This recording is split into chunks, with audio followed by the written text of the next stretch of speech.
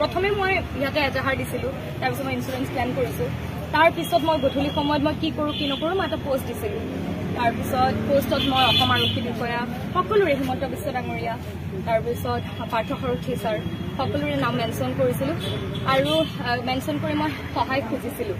আৰু অসম আৰক্ষী বিষয়াসকলৰ প্ৰতি মোৰ যেতিয়া আপোনালোক যেতিয়া সাংবাদিক দল মোৰ কাষ চাপিছিলেহি আহি মানে মোক হেল্প কৰিম বুলি, তেতিয়াও মই অসম আৰক্ষী বিষয়াসকলে হেল্প কৰিব বুলিয়ে মানে আশা এটা প্ৰকাশ কৰিছিলোঁ যাতে মোৰ স্কুটিখন বিচাৰি দিয়ে সোনকালে। আৰু আজি বিচাৰি দিলে। মোৰ বহুত দুখ লাগিছিলে যে মোৰ 5 তাৰিখে EMI শেষ হৈছিল 5 মাৰ্চত, আৰু 10 মাৰ্চত মোৰ স্কুটিখন চুৰ কৰি লৈ গৈছিল। কিন্তু মোৰ বহুত মনৰ আঘাত, মই বহুত বেয়াকৈ পাইছিলোঁ। আৰু মোৰ ঘৰখনত মানে মই এজনী ছোৱালী যিজনী মানে মই ঘৰখন চলাই থাকোঁ, তো মই সেইকাৰণে সেইখিনিয়ে লিখিছিলোঁ ফেচবুক পোষ্টত। আৰু আজি মই স্কুটিখন পালোঁ, মই অশেষ ধন্যবাদ জনাইছোঁ আমাৰ আমবাৰী থানাৰ সদাশী আমবাৰী থানাৰ অচি ডাঙৰীয়া মুকুট বৈশ্য, তাৰপিছত মুকুট বৈশ্য দা, তাৰপিছত বিপ্লৱ দাই বহুত আমাৰ CCTV ফুটেজৰ পৰা আদি কৰি মোক বহুতখিনি হেল্প কৰিছে, ফোন কৰি খবৰ ৰাখিছে। অশ্বিনী দা, মই আৰু বহুতে হেল্প কৰিছে।